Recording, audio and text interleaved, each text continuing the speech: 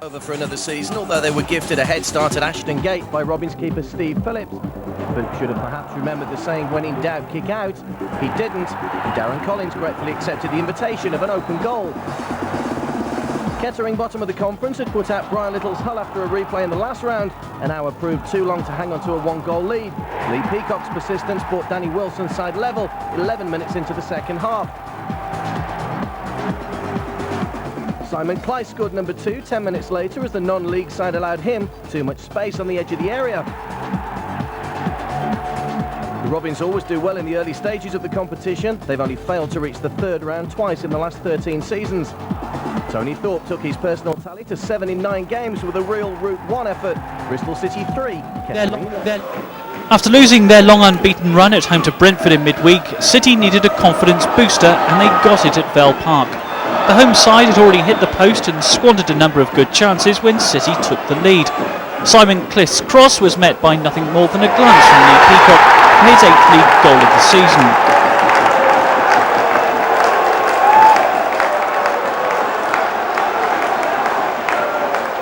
It seemed that they would have to settle for just a point with 17 minutes remaining when the man with the double-barrelled surname, Mark Bridge-Wilkinson, pulled the trigger to unleash an unstoppable volley. The City of old would have conceded a late goal. These days, though, it's different, and they won themselves a penalty 2 minutes from time when Joe Burnell was upended. It took place in front of the travelling City fans, and there was little doubt about it. With Tony Thorpe off the pitch, it was left to Peacock to hit the winner. City in 6th are now just a point off 5th place.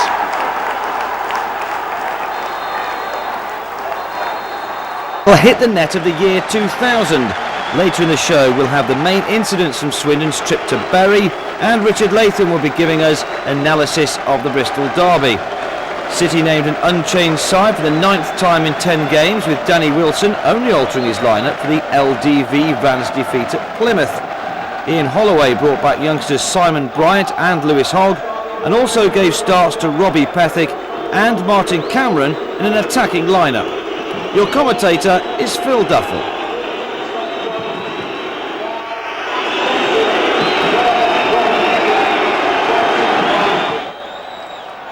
Away we go then in the Bristol derby, a fixture that is always eagerly anticipated in the city. But this time it seems to mean more than most. Bristol City, of course, pushing on for promotion, would dearly love 3 points to help them in that cause, as well as get one over the old enemy. While Rovers, well, they're on the crest of a slump at the moment, and they desperately need to get some points on the board. Never mind local pride, and this is a good start for them. It's Cameron in early, and what about that? It's a sensational start. It's actually Marcus Bignut who's got it. I was so surprised to see him up there in an advanced position. It's a goal after 30 seconds of the derby. City have barely touched it. They did kick off, remember. What about that for a move? The little touch on from Ellington, and Bignut's finish, well, he took it like a striker. Fantastic start. Well, it's just what the game wanted. Bristol City fans won't see it that way, but Marcus Bignut, his 3rd goal of the season, by far the most important. Extraordinary start.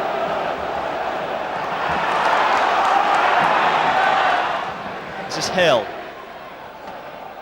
Peacock.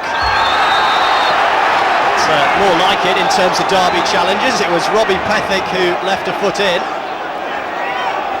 Referee Clive Wilkes was right on the spot.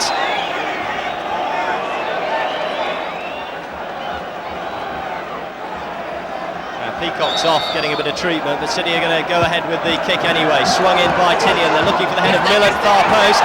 Culkin under it, just a bit of pressure. Decided to take no risks. Culkin, who's had his critics of late with 1 or 2 sketchy performances, but there was no messing there from Millen's header. Up and out of danger.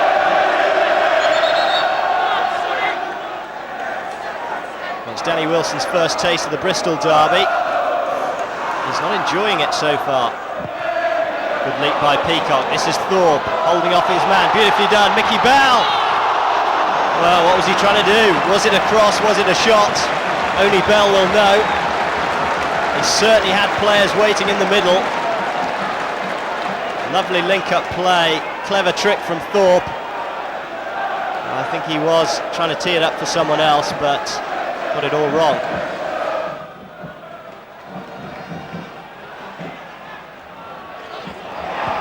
Pethick was caught flat-footed. Thorpe has got Bell steaming inside him. The layoff was just a fraction short. Now City are claiming that's a back pass. Interesting one for the referee. And Mr. Wilkes' decision is a free kick. Well, Thorpe was trying to feed it through for Bell. I think it's Andy Thompson who certainly got a foot in, and Culkin just bent down and picked it up without thinking. It'll be an indirect free kick, and it's probably, 8 yards from goal.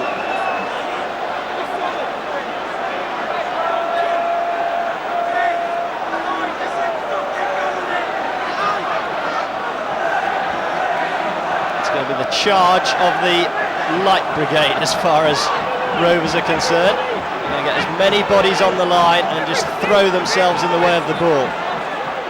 And it's take your pick for who's going to have a pot at goal.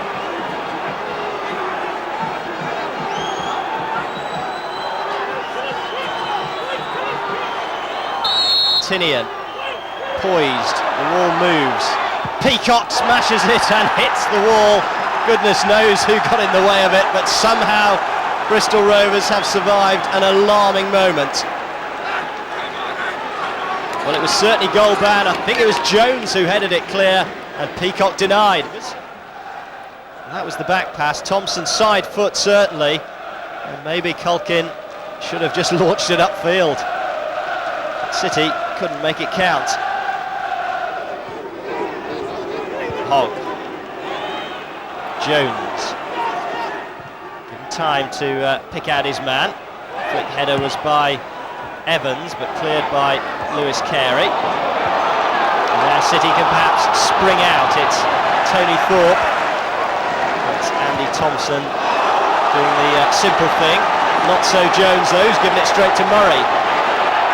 Scott Murray taking on his man, firing in the shot, and Rovers got lucky with the rebound. A good save by Culkin, but thereafter he rode his luck a bit. And maybe, just maybe, their fortune is changing here at Ashton Gate tonight.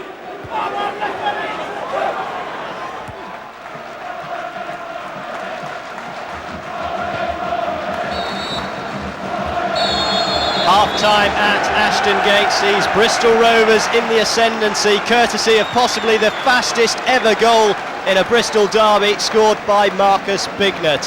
Half-time score then, Bristol City 0, Bristol Rovers 1. We'll be back with the best of the second half action and news of Swindon's game at Gig Lane after this short break. To Rovers after the opening half, and Danny Wilson was forced into a substitution early in the second, replacing the injured Lee Peacock with Peter Beadle, who scored twice for Rovers the last time they won at Ashton Gate almost 5 years ago.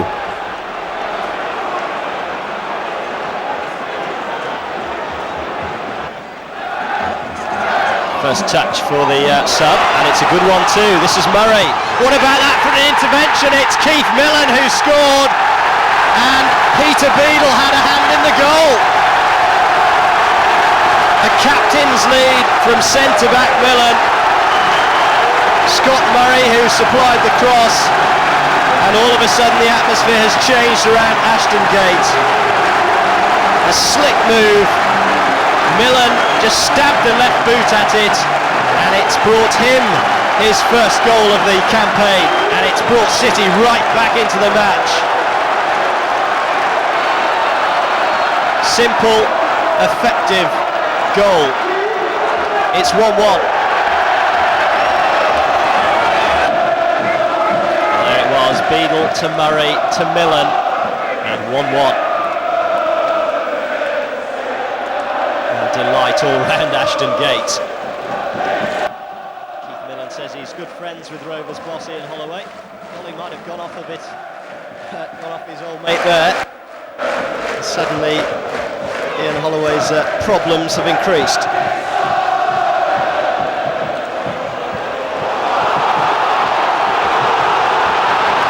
Murray to together with Big Knot, as so often in the match already. It's probably 1-1 between those two in terms of victories so far. Clist, good reverse pass. This is Carey on the overlap. Poor cross though.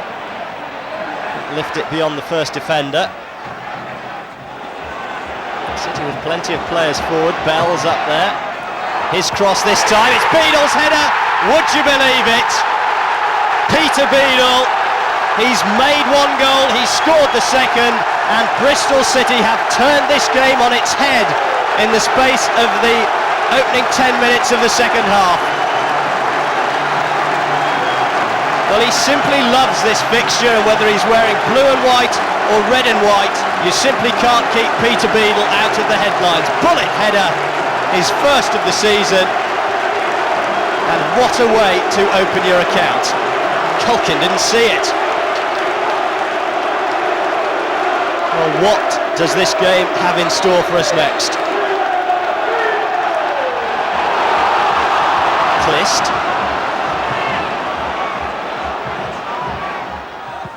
Fed in low, away by Foster. Ellington, did he use the arm? Apparently not. Evans. Ellington and Cameron make their way into the middle. Still with Mickey Evans. Good take by Steve Phillips at the near post. It was important that he didn't let the ball spill out because Cameron was right on top of him.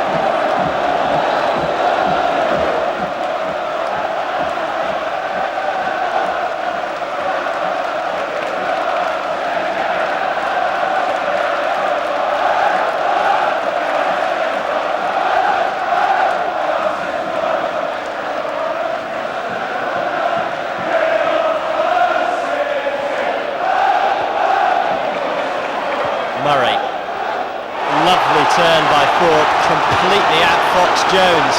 Now he's got Bell steaming forward to get into the box. Good defensive header by Foster. But Rovers are rocking, and they mustn't allow the home side to open up a 2-goal lead. Danny Wilson's men can do that. You do get the feeling it could be curtains for the visitors.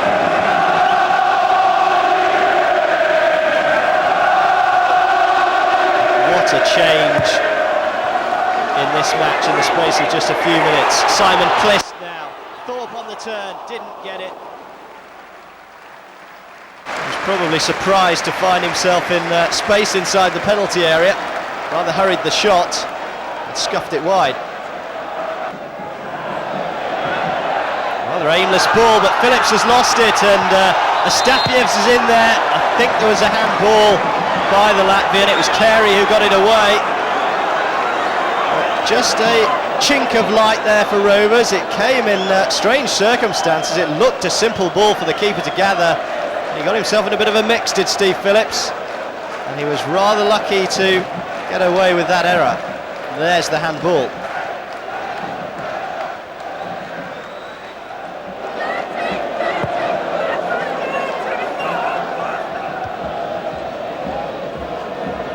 Rovers will see the high ball as a way back into this match, a chance to perhaps put some pressure on the City keeper, who is relatively inexperienced still.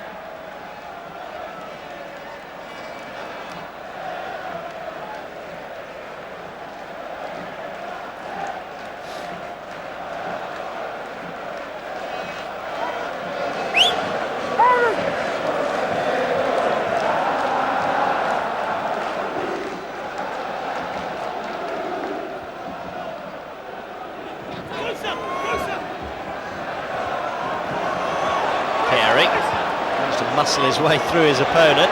Beadle. Well, he certainly fancies it tonight. Everything he touches seems to turn to gold. Good strike on his favoured left foot, and a strong left hand needed by Culkin to turn it aside. It was certainly creeping inside that post. No one can accuse Ian Holloway of not caring, not trying to turn things around for Rovers.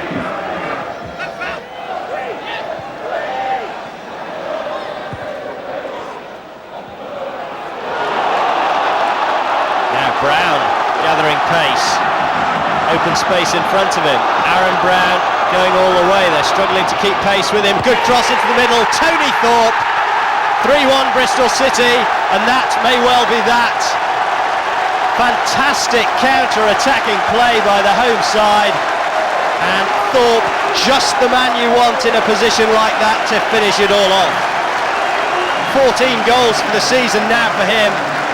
More importantly, City's third on the night may well have killed the game. And hats off to Aaron Brown, a sensational run from inside his own half. And what about that for presence of mind to pick out the striker in the middle? Thorpe's task in many ways was a simple one. Didn't he do it well? Brilliant stuff. 3-1.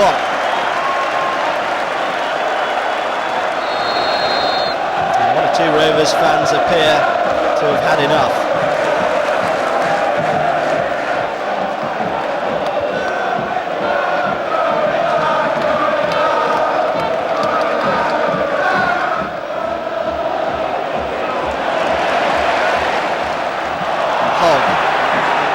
Play by him, options right and left. Cameron with the strike, it's 3-2. And those Rovers fans had better get back in their seats quickly. Martin Cameron has lashed home a wonderful goal for Rovers. City, well, creators of their own downfall there.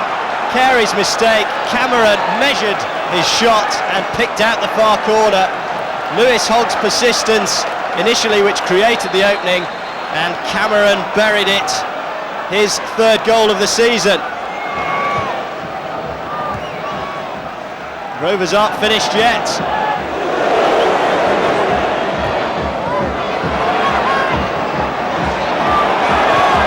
Hogg is getting through some useful work for Bristol Rovers in the heart of that midfield. Beadle once more. I don't believe it. That really would have been fairy tale stuff.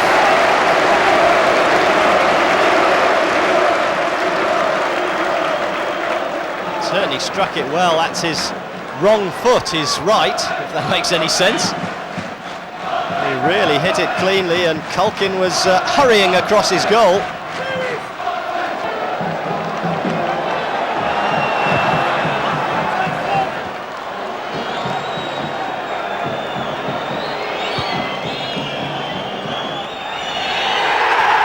They'll be painting the town red after all. It's Bristol City's night.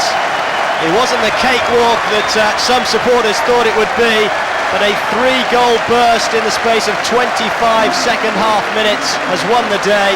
Peter Beadle set up one, scored another.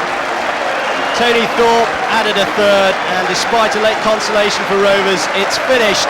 Bristol City 3, Bristol Rovers 2, and what a game.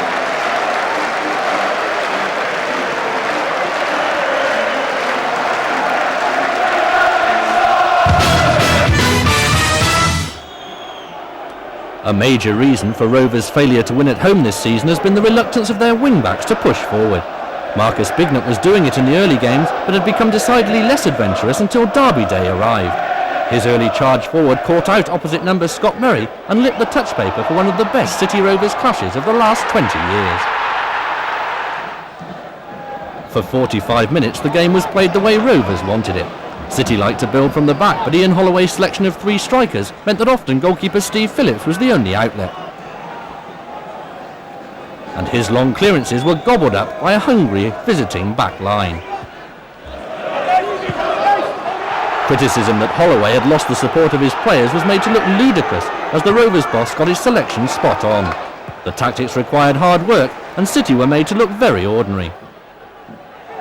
I thought Rovers might man-mark City's chief playmaker Brian Tinian. Instead, they concentrated on keeping such a tight rein on the runners that most of his first half passes were ineffective. Try as he might, Tinian could not unlock the Rovers' defence. And his frustration showed in the closing minutes of the half when he attempted an ambitious shot.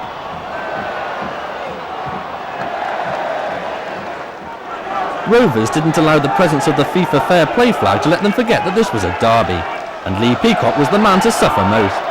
but City are a really disciplined unit under Danny Wilson and refuse to be drawn into a battle. What won them the game was their extra quality and Rovers' weakness at defending crosses. Keith Millen was my man of the match, but I wouldn't have backed him to get in front of Andy Thompson in this situation. Here again, Rovers are far too slow to close down the cross, and the marking of Peter Beadle is non-existent.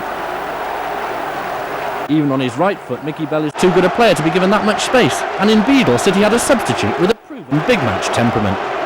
Perhaps Rovers were too quick to substitute Nathan Ellington and Mickey Evans at 2-1 down, but neither could have done much to prevent the match's supreme moment of skill. That was Aaron Brown's exquisite cross at the end of a 70-yard run. Tony Thorpe's 14th goal of the season owed everything to the young midfield player, and meant that a match that had done both teams credit was settled by a really exciting goal. Rovers had given their all, but City edged it and deserved the victory. Oat City welcomed in the new year and marked manager Danny Wilson's 41st birthday with their biggest league win for more than a decade. Scott Murray getting the party underway. For a time it looked as though Cambridge might put up a fight. Skipper Paul Wanless equalising on the half hour. Just 3 minutes after the break it was Murray once more, this time with his 8th goal of the season, restoring the home side's lead. But the defensive frailties which had seen City slip to defeat in their 2 previous matches were still evident as Paul Connor made it all square again. Parity lasted barely 2 minutes before Murray won a penalty which Tony Thorpe slotted home with ease. That signalled the start of the striker's one-man demolition job on the Cambridge rearguard, his second goal the pick of the bunch. Thorpe duly completed a hat-trick, his second of the season, inside 21 minutes. A simple tap-in after Brown's effort was only half stopped, taking his personal tally for the campaign to 17. Cambridge keeper Lionel Perez had clearly had enough, his blatant handball outside the box inevitably resulting in a red card. City doubled the punishment with a free kick routine straight from the training ground, Brian Tinian's first goal of the season, rounding off the rout.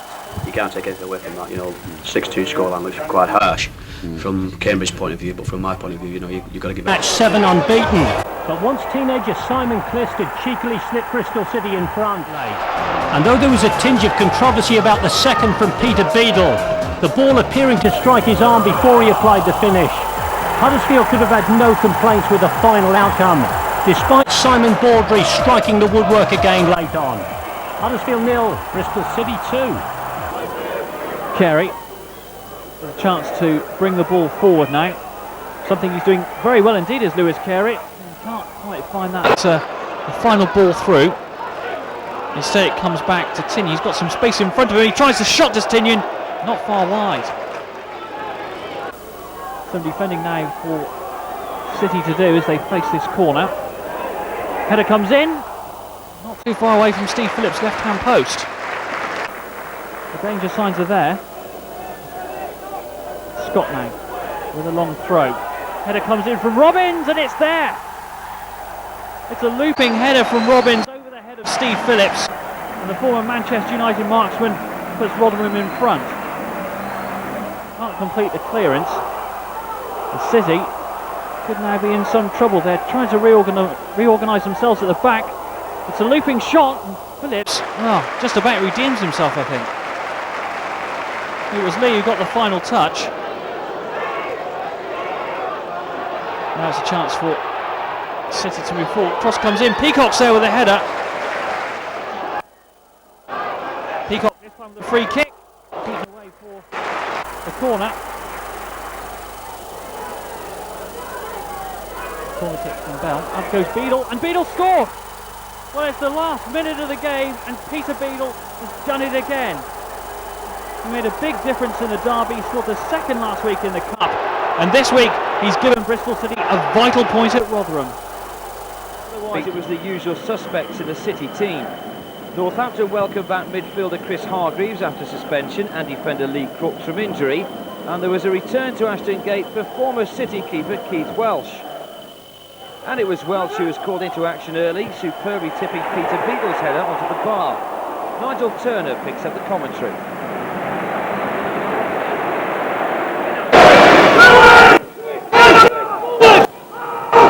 Millen. Tinian, but Bristol City going backwards again.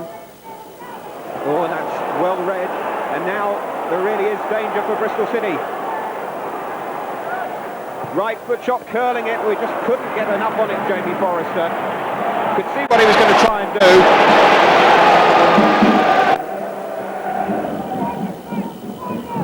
Lee Crooks, and Spedding coming up to make the extra man.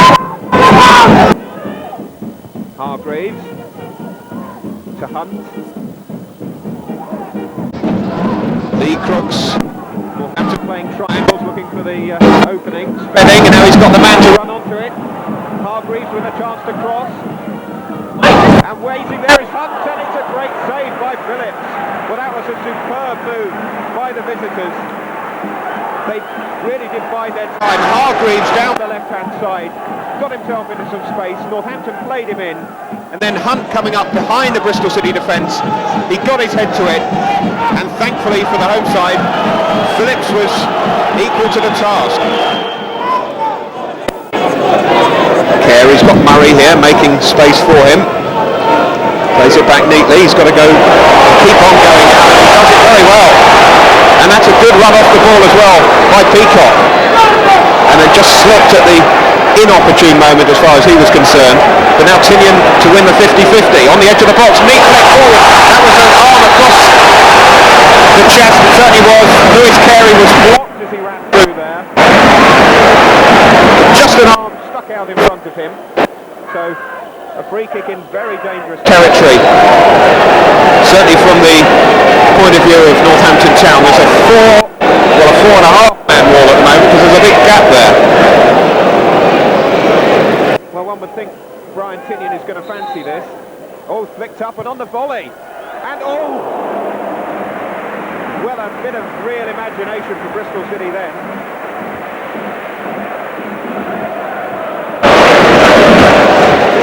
Forrester didn't find his man.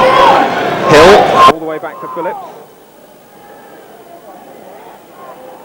And Phillips just waving his back line further up the field as he hits that high, looking for Peacock, who was nudged in the back, but maybe Beadle could run onto it. Beadle will never give up a lost ball by that, but he's get his hand on it. He's going to try a left foot shot, and he appeals a turn for handball as the ball cannon back off Ian Sampson. That would have been very harsh.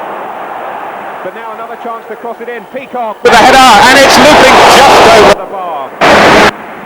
Good bit of pressure. Both Bristol City strikers getting efforts in on goal.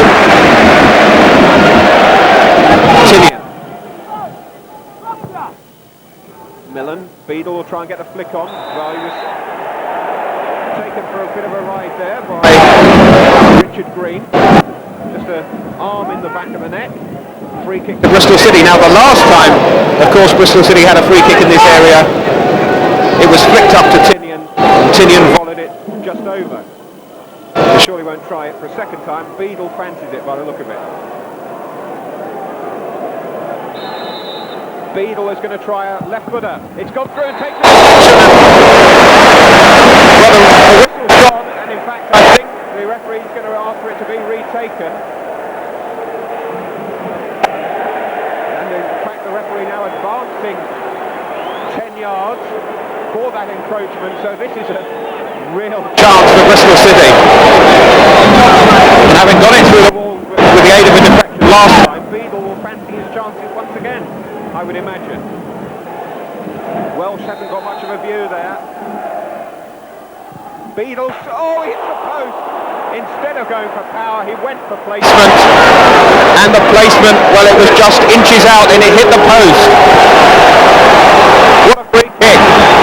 Everyone expected Beadle to go for power. Tinian fainted to take it. He stopped and up came Beadle and left-footed, definitely took the power off, went for placement inside the far post, and that's just what he got, the inside of the far post. Very unlucky. Now Bell. And Hill. And Millen. And one feels that probably both managers, Messrs Kevin Wilson and Danny Wilson, have probably said to their teams at half-time, you're just going to have to be patient. Now here's Peacock. Plenty of space in which to operate. Tries the right footer, and well, that could have been a nasty moment for Lee. But it's Second corner of the half for Bristol City.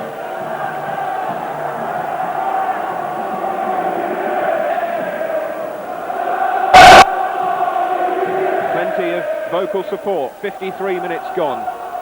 Scott Murray with the corner. It's a dangerous looking one, but no Bristol City head on it. Shooting chance perhaps for Cliff, but he can't get on it. Now Bell. Northampton being kept. He's got a shooting chance. Did he get it on his hand? It comes out to Clish, and he's there! Oh, controversial that'll be, because Northampton there was a handball in the build-up. But in the end, Simon Clish, with a crowd of players in front of him, slid it home inside the corner of the goal. And it's Bristol City 1, Northampton Town 0 after 54 minutes.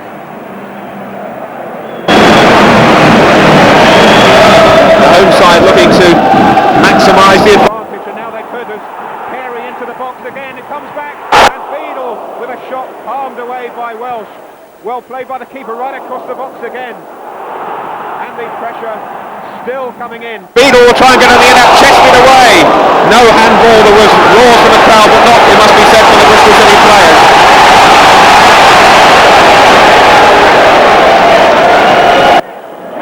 Chasing back game lead for Northampton, as indeed Beadle comes back to get possession on the halfway line for Bristol City. Kingstonian. And Murray making the run through. And now Peacock. The ball bobbled just a little bit. Cannons off Sampson and out for another Bristol City corner. A little bit of a delay as Scott Murray does his double granny knot. Places the ball, and his sweet right foot will look to pick out Beadle or Peacock or maybe even Millen, who made a run up there into the box. Indeed, the head goes to the near post and it's in and it hits the inside of the post. What on earth happened there? Beadle could not believe it. The header came back off the inside of the post and I think hit Beadle on the knee.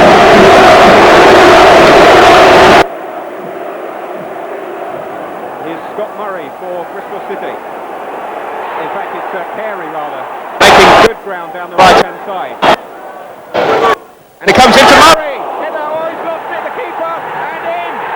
Oh dear, what a mess by Keith Welsh against his own adoring fans from only a few years ago.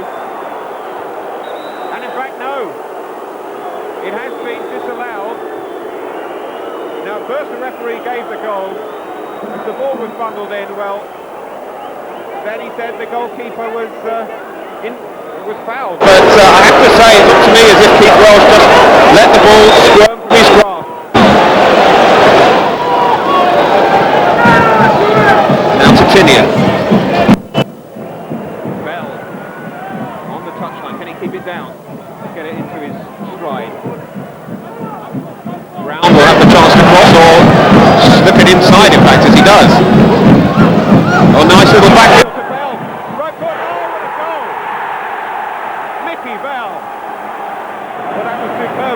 Bristol City, Aaron Brown came inside, played it to Clish, Clish a little back heel, and then fell with a glorious right foot shot, hurled in past the keeper's left, his third goal of the season, and Bristol City lead by 2 goals to 0.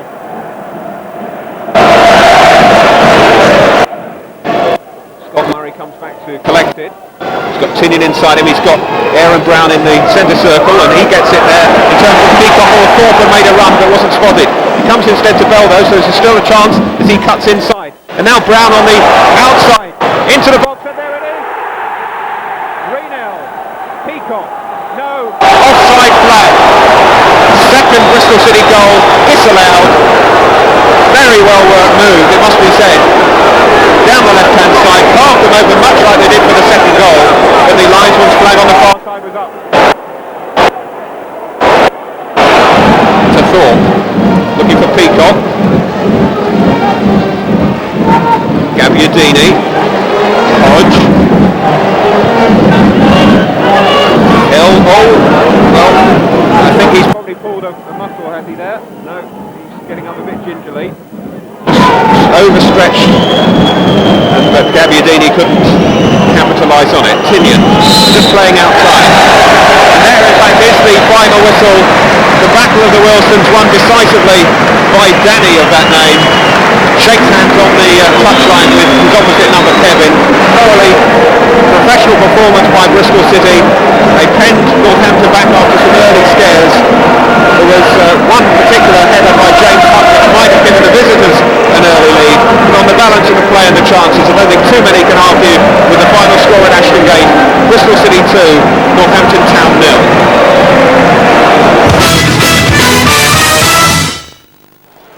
Lee Peacock and Peter Beadle both have the build of target men, and some City fans feel they're too similar to form an effective partnership. That's not the case, and both players had a huge influence on this win. From the start they were hungry for the ball and threatening in front of goal, no doubt buoyed up by the presence of a certain Tony Thorpe on the bench.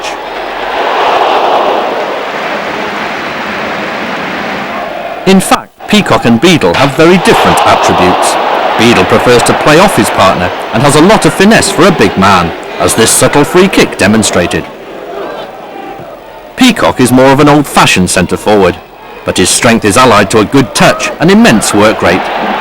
Involved near the start of this superb City move, he's in where it matters at the end, only to be denied by a marginal offside decision.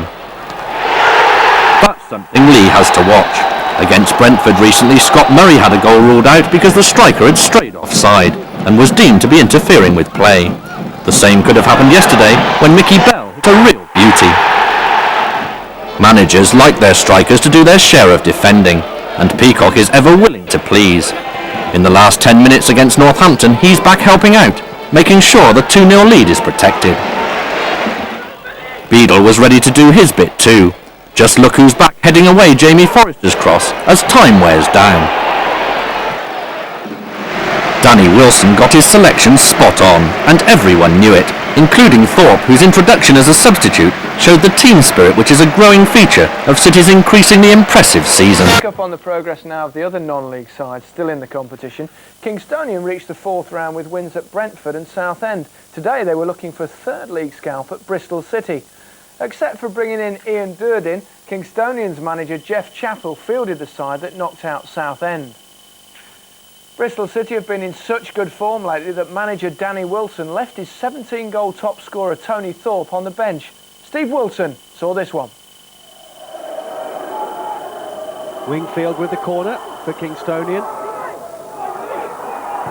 And that's Harris! And it just clipped the crossbar, and if ever Bristol City needed a wake-up call, that was very nearly it. Tinian. That's a good ball and good running by Peacock. Peacock! Well, he's really wasted the opportunity, and his face says it all, and so does his. Tinian. It's going to be that left boot again, and off the bar. This is Brown, the danger hasn't gone yet. Bell, and Millen's header. Well, Kelly with the save. Cross or shot, I think without Kelly's touch it would have gone in. Brown from Tinian's free kick, and Bell in support. He's in a good position. Murray, not quite from Murray. It was something of a belly flop of a dive in the end, and he was as close to heading the post as he was the ball. Oh, Brown gives the ball away to Patterson. It's Durden. And Mark Beard for Kingstonian. And Lewis Carey has played Durden onside. And there are two in the middle for him here. This is Durden. Oh, and it only needed a touch. Even a breath of wind might have taken it in.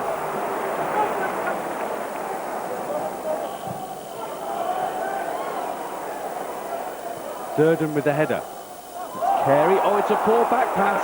Now this is Wingfield, and he's forced wide. Oh, yes! Well, if ever Phil Wingfield wanted a moment in his career to keep his cool, that was it. And he did it superbly. And Jeff Chappell keeping his head while all around are losing theirs. Feels for handball against Harris. Graham Poll waves them away. Tinian is wide. It's a goal kick. But this was an interesting shout for a penalty. Peacock now. 2 to aim for in the middle. And this is Tony Thorpe. And Mark Harris is a big man. And I think it went off his nose for a corner. It's Carey's header. Well saved by Kelly. Beard was standing on the line as well. Peacock needs support. Tinian won't count. Bell has put it in and he thought his big moment had come, but Graham Poll has seen a handball by Tinian and Poll was in a great position. Nothing wrong with Bell's finish, but it doesn't count. Amankwa off Akuamoa. Amankwa's cross. Eddie Saunders away for Kingstonian, but it's a corner. The 3 minutes of added time have been played. Everybody up for Bristol City. It's Thorpe. It's a goal. Extraordinary. Tony Thorpe has stolen Bristol City a second chance. Sheer relief and utter heartbreak. And never can a packed stadium have seemed so lonely as it does for Gavin Kelly. Oh dear, it was practically the last kick. What a cruel game this can be. Phil Wingfield's goal was so nearly enough for Kingstonian, but their name will be in the 5th round draw. They have a replay. Jeff Chappell, a big man, he's still smiling. It's very difficult at the moment when I went in there and had 5 minutes with the players and said, look, you've been magnificent. You know, I don't want to see any heads down. And of course there are tears, and purely because it was that close. I mean, the game was virtually over, but we've seen it before. And as long as there's a ball being kicked around a park, it will happen. No matter whether you score the first 5 seconds or the last 5, they count. 1-1 was the score, and we live to fight another day. I must admit I was in tears at the end, you know, when I went over to the fans. You know, my mum and dad were there, and, you know, I just couldn't hold it back, you know. And yeah, the rest of the lads, you know, they're all choked. Defensively they were superb. I mean, let's take nothing away from them. You know, they've done themselves absolute proud today. We weren't as incisive in certain areas, but you've got to give them credit for that. You know, they've done the homework, they've worked extremely hard for it's a good result at the end of the day for them anyway. But they'll be disappointed they haven't gone through because it was so late. Steve Wilson was as choked as everyone else, or he certainly sounded a bit gravelly voiced today, Steve, but then he did have a little go yesterday, so congratulations on that. But what a performance from them, and so close, as Jeff Chappell said. I thought it was a great cup tie, and I think both sides take the accolades. Kingstonians for the way they acquitted themselves against second division opposition, but also Bristol City because they kept going right to the bitter end when Kingstonians were defending very well. But in all honesty, they would have settled for a draw before the start of the game, Kingstonians, but it must have been heartbreaking for them. And to lose a goal like that in the final minute is very, very hard to bear. This is the Kingstonians' goal. Bad mistake by Carey here. Tries to pass it back. Well shot. Wingfield runs in. Shows composure, round the keeper, and a terrific finish. This is the one that was disallowed. Peacock hits it into the box. The referee's close to the spot here. I'm not so sure that Tinian handles that. It's a great finish by Bell, but it was disallowed, and you think then that Kingstonians, they're going to get through to the next round of the cup, and then last minute, and what a way to lose a goal. It's a bit scrappy. Ball crossed into the box, spare men at the back post, decent hit. It ends up in the back of the net. As I say, they would have settled for that before the start of the game, but they certainly give them a chance, even though they're bottom but one in the conference. They played really well.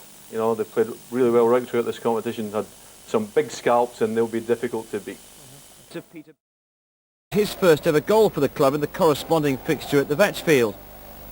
Swansea included their Venezuelan striker Giovanni Savarese, who'd already bagged 11 goals this season, and between the sticks was the evergreen Roger Freestone. City started very brightly. Mickey Bell and Brian Tinian linked up well on a number of occasions in the opening 10 minutes, including this deflected shot. Your commentator for this one is Matthew Pegg. Swansea looking to make the first real serious attack of the game. City have come away with it. Once get through Carey. And Murray.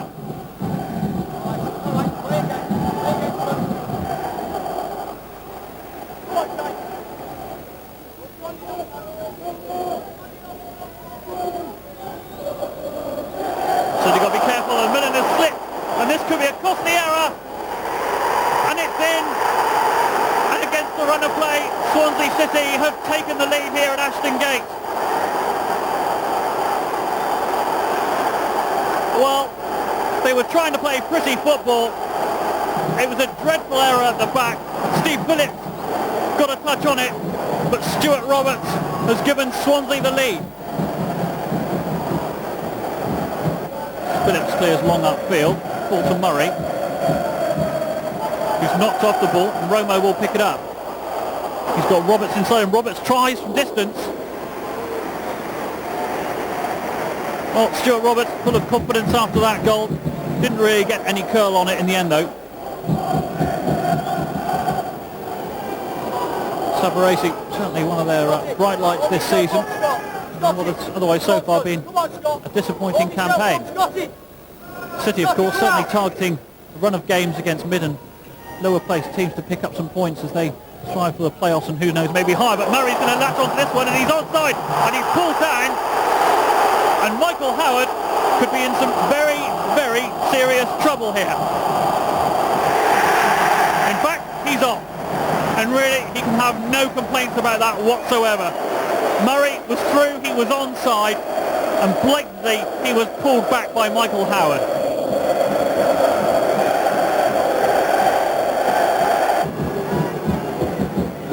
What a dramatic opening quarter to this game as the three players discuss it. Brown is in the wall.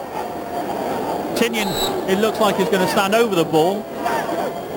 It looks like it could be Peacock, or maybe even Clist, who's a bit further over to the right, is going to strike it. In fact, it's going to be Peacock, well charged down. Hill, though, looks for the ball immediately over the top to Murray, who takes it very well. First time to Scott Murray. Mickey Bell, surely he must score. Yes, and he does. And it's no more than Bristol City deserve. It was wonderfully controlled by Scott Murray. He brought it down superbly and drilled it across. How someone didn't touch it in first time, who knows? But Mickey Bell gets it in at the second attempt. Tinian, though, forward again. He's got Bell making a run down the left. Instead he chooses to come down the middle. Murray's there. Brings it down well to Thorpe. Well saved by Freestone. He got a touch on it.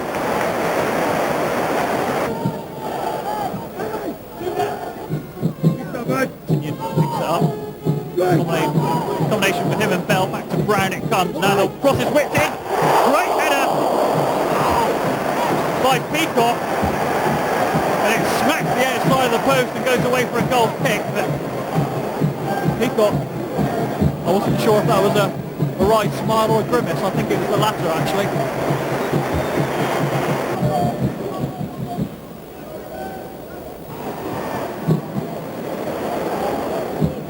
Once again, though, City fell the long ball, and Peacock is onside. Murray's there. Oh, and it just wouldn't fall for him. Freestone got a touch. It just wouldn't fall for Scott Murray, who looks to the heavens and knows that he was within an inch there of having an open goal.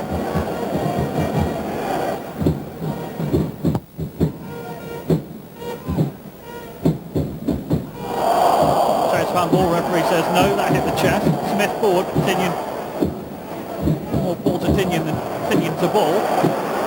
Brown gets a foot in, now Bell. Sort of a little bit short then, actually. Bell does well. Ball finding for Tinian. Now Brown with a sweeping cross in. Thorpe! Well, you'd put your mortgage on Tony Thorpe putting that one away, wouldn't you? It was a fantastic cross from Brown. It was the one that defenders hate. It fell to Thorpe, and the goal was gaping. Thorpe smacked it into the advertising hoardings. And then Murray. Electrifying first half, Scott Murray. Exchanges passes with Tinian. Now Brown finds himself with a bit of room, as does Mickey Bell. Can Bell deliver a good cross, maybe? It's a Wicked curling one actually. Freestone easily picks that one up.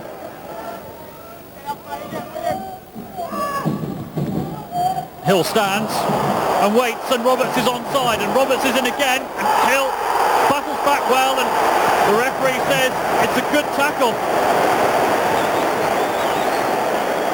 Well, Matt Hill was guilty at first of standing as play went on, but in the end he came back and made a tremendous tackle. Everyone from the Welsh side of the Seven Bridges certainly thought it was a penalty. Those from the West Country certainly felt it was not, and more importantly, so did the referee.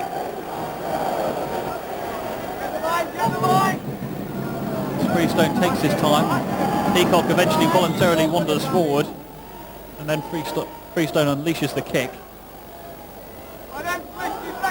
Just again battling, and Savarese is away and in the clear. It's Savarese, good save by Phillips.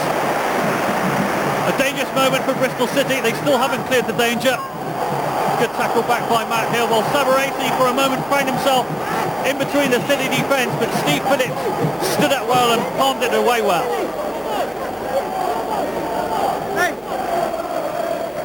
Tinian tries some fancy touch in the middle and doesn't find Millen, and it puts City in a spot of bother.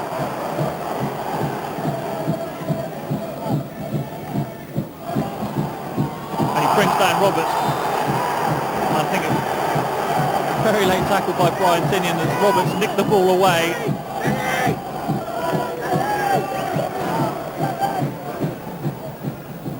Will he fancy his chances from here, or is it going to be a chip? He fancies his chances, and it hits the post! With Phillips beaten, the cross comes back over, it's right under the bar I should say, and Phillips gathers well. Well, it was a relatively short run up, but Romo lighted that one superbly. Phillips was beaten. Keeps up well. Bell steps inside and Carey will come into the fray.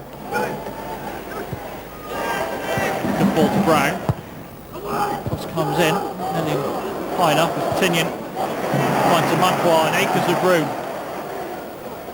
As he attacks the Swansea defence, good ball inside to Thorpe, good thinking. Can Thorpe get it over? He can. It's got to be a goal.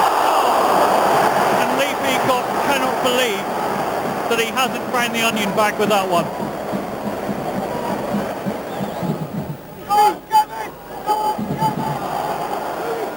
Now Millen. And Manquart to Murray. He's looked a real threat all afternoon, Scott Murray. Here he goes again. Good ball in, Thorpe's there. He stands up, Thorpe! Oh, he's hit the post! And Tony Thorpe walks away, and he must be wondering just what he has to do to score this afternoon. Good work by Thorpe. He stood up, and he's rattled the post. Danny Wilson has felt it's time for another change.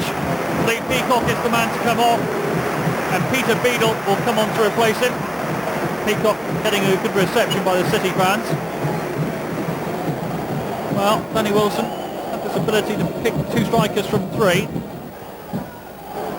Murray. Aaron Brown tries a fancy flick when really a simple pass would have done.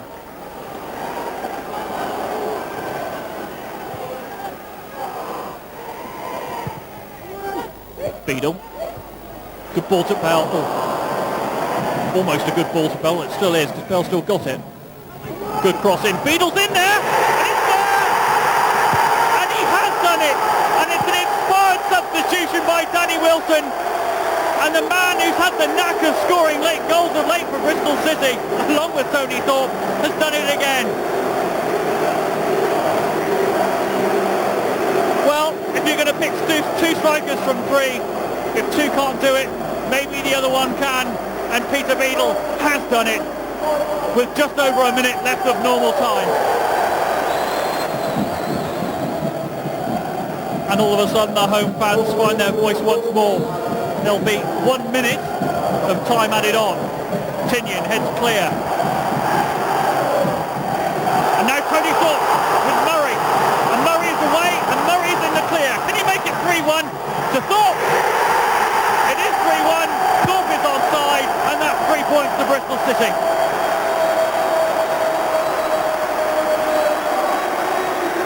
mistake was there. Initially it was Murray who broke through, and unselfishly he fed Thorpe to strike home City's third.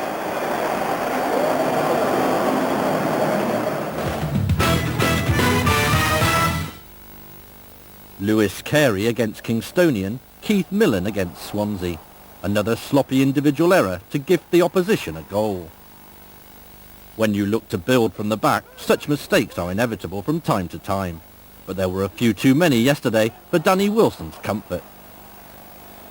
City's centre-backs took the wrong option too often and put themselves under pressure against a Swansea side who had hardly looked high on confidence in the opening 10 minutes. Better teams would have punished the lapses, and even the relegation-threatened Welshmen might have scored 3 or 4 goals. But in the end, this was another triumph for the game of patience preached by Wilson and coach Frank Barlow. Here we are in the last 10 minutes of the match with a perfect example of how City refused to abandon their passing game, even when the clock is running down. Despite rising tension in the stands, it's a measured build-up that sees Scott Murray set up Tony Thorpe.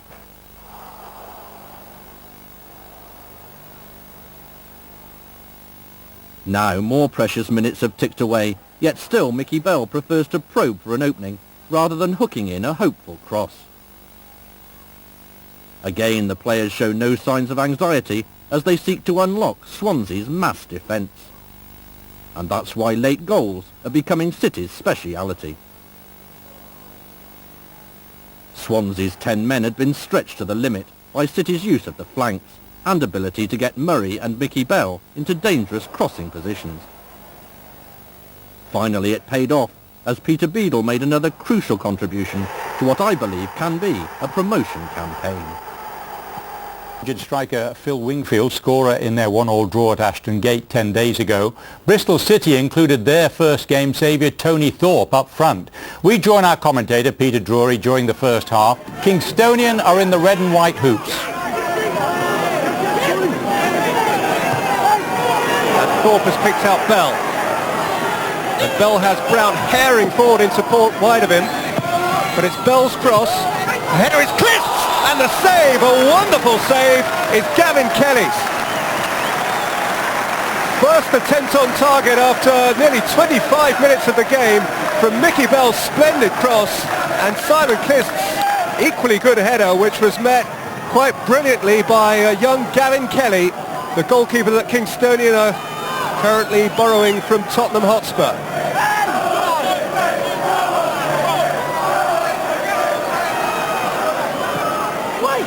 Beard's cross, good header! And not so very far away from Ian Dwerden.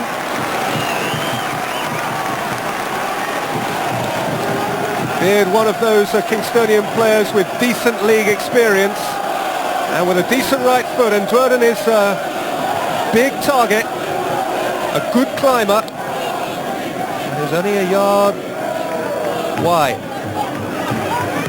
Lockett, Patterson, Boyce, Lockett, Pitcher, best spell of the game so far for Kingstonian, and Pitcher's had another fly. Anywhere 40 yards or further out, and he'll have a go for Jeff Chappell.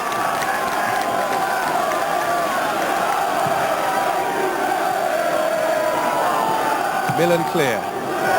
Anderson with an odd ball that came straight to Bell and enabled Bristol City to counter-attack with Tinyon, who's played a great-looking ball here for Brown, and Thorpe is all alone in the middle, and Murray is there by way of support. It's Murray!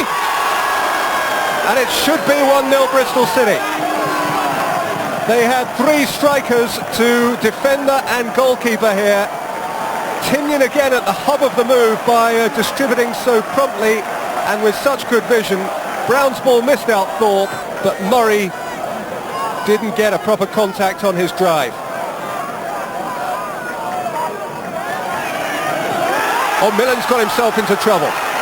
Dwerden. Dwerden's cross. Acklemore! That close. He was fair flying in, Eddie Acklemore, after Ian Dwerden had somehow got away from Keith Millen, whose missed kick was inexplicable.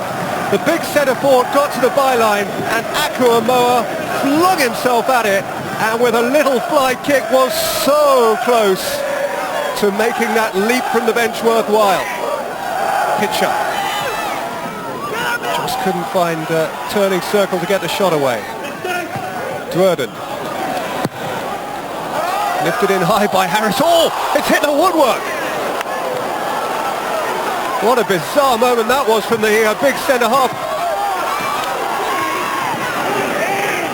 Beadle won the header. Thorpe helped it on. Murray took it. It's Scott Murray here for Bristol City. Oh, it's a fine save again by Kelly, who's proving himself an adept reader of the game as well as a shot stopper.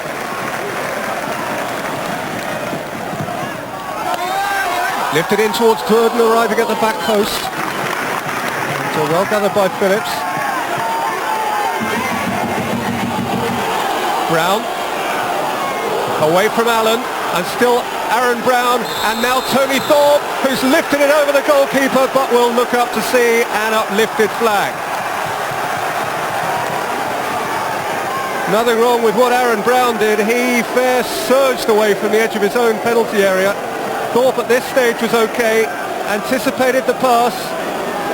Brown delivered it though now, and the evidence is that Thorpe's goal really ought to have stood. Bell. Brown. Beadle's little flick. Murray. Murray again. It's in!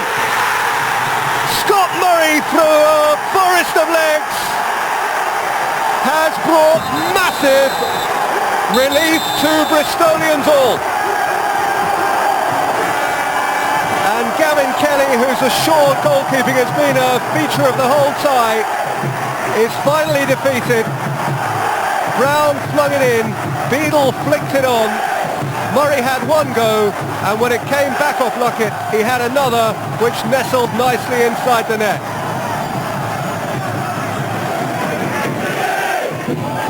Beadle has played in Thorpe here, and Thorpe will have an eye for killing the tie.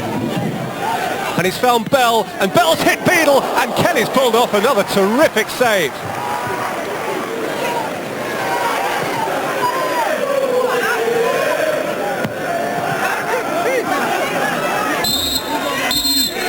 Well, this time KFC's special ingredient wasn't quite spicy enough.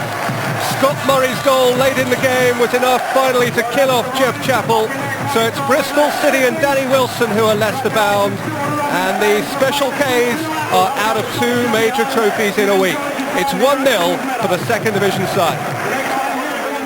Hi Jeff, well we all know about you in the FA Cup, but it's been a good spotlight for Kingstonian while it lasted.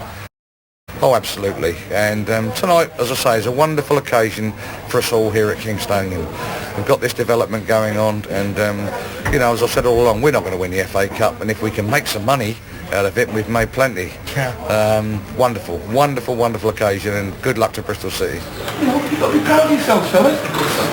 Proud of yourself. You're the last non-league team to win the FA Cup. You know, and that is something to be proud of. All right?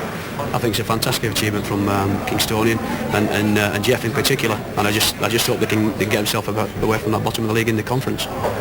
It's going to be a hard run for you, this Leicester City away now.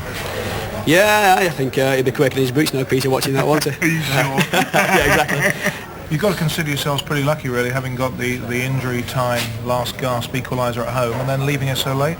Yeah, in the end, last game we felt a bit disappointed, to be honest. Obviously, we're scoring the last minute, but we were probably the better team over the 90 minutes, and in the end, we've luckily got a goal in the last kick of the ball, and we've come here and done the business. To Scott Murray, possible now, and let him torment the young defender.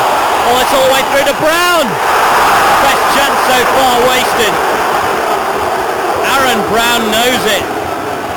The Swindon defence was, well, just simply standing still, I think waiting for an offside. The flag never came, and Brown found himself with a clear sight of goal. Hasn't scored yet this season, and maybe just a lack of confidence in the finish saw it roll well wide.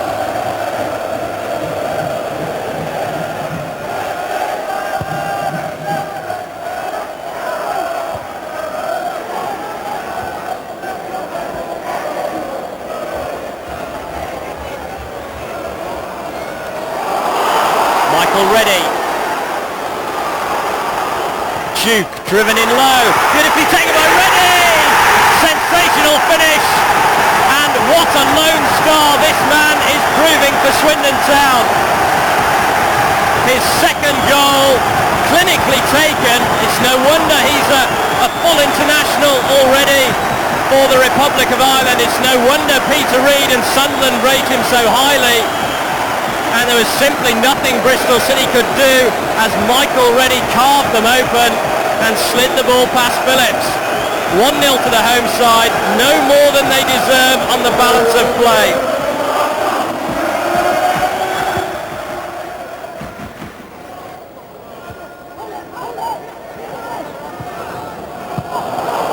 Ball. Flag stayed down again. Reddy. That's a good-looking ball into the middle. Van der Linden claims he was pushed. Referee not interested in the slightest. The Dutchman definitely felt he was impeded inside the box.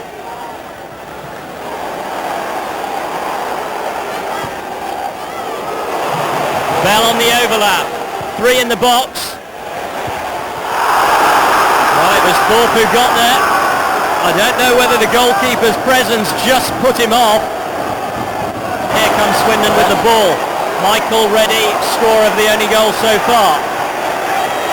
Taking on Hill. Still Reddy. Well, he just tried to ease it through, but there was nobody making a forward run.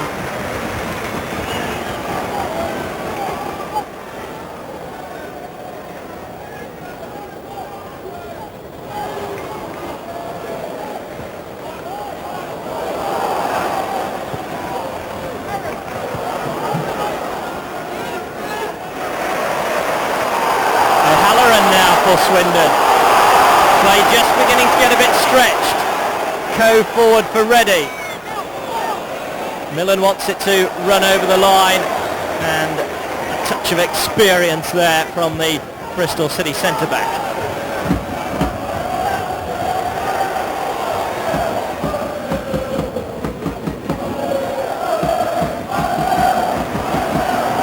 Swindon are pressing the ball quite well. They've allowed Brown to go now, and that's good work by Mildenhall. Sensational ball it was from Tinian to release Aaron Brown initially, and the goalkeeper coming to Swindon Town's rescue. Brown again plays it in, and this time Bristol City have scored, and it's Peter Beadle on the far post. And right on the stroke of half-time, the visitors are back in the game. Brown, who's had a few chances himself, this time acting as provider, and the strike, a deadly one on the far post from Peter Beadle. No chance for Mildenhall. It's 1-1, and we really do have a game on our hands now.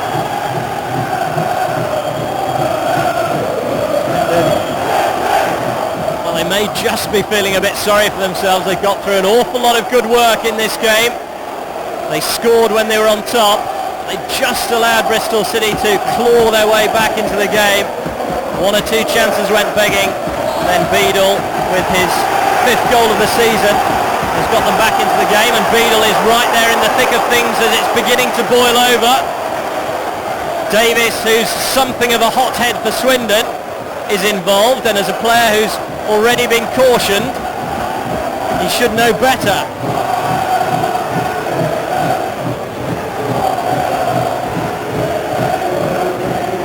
Murray is getting a good talking to from the ref. The 4th official meanwhile has signalled that there'll be 3 minutes of added on time. It's probably as well that the interval is coming up, and perhaps 1 or 2 can cool down over half time.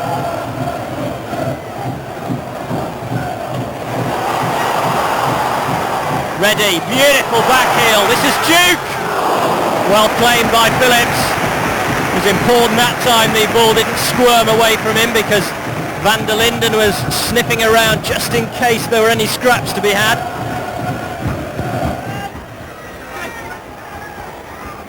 Murray delivers the kick. Wicked in-swinger.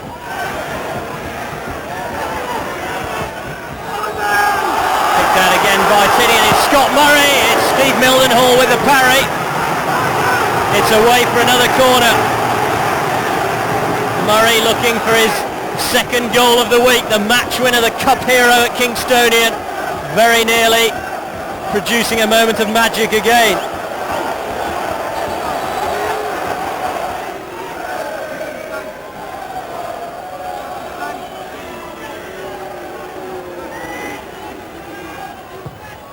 Murray's cross, brilliantly attacked on the far stick by Lee Peacock, but he just couldn't direct the header towards goal. It was very nearly hit the corner flag, in fact.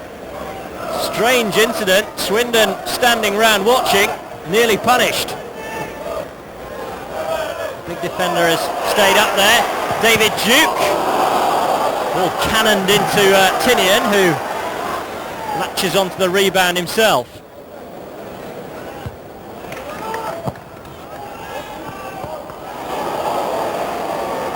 Clip the studs of Davis. It's Bristol City's throw.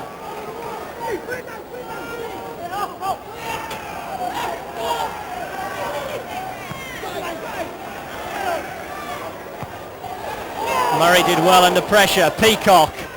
Well, the keeper wasn't too sure of his bearings. He maybe crashed into the post there, Steve Mildenhall. The important thing for his team was that he got the ball away for a corner, but at what cost?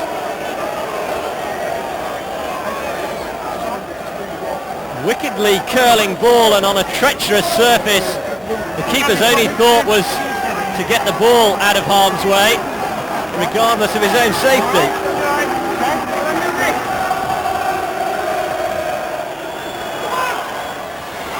Van der Linden. Corner again.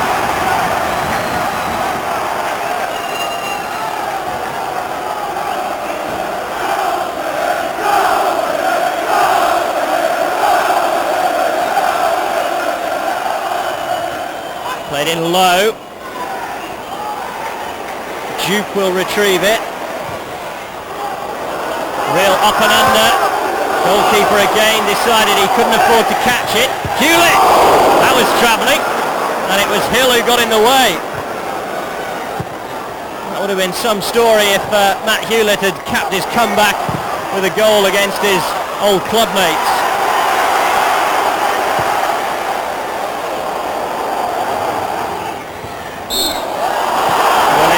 Above Thorpe, but unfairly so. Last chance perhaps for Bristol City.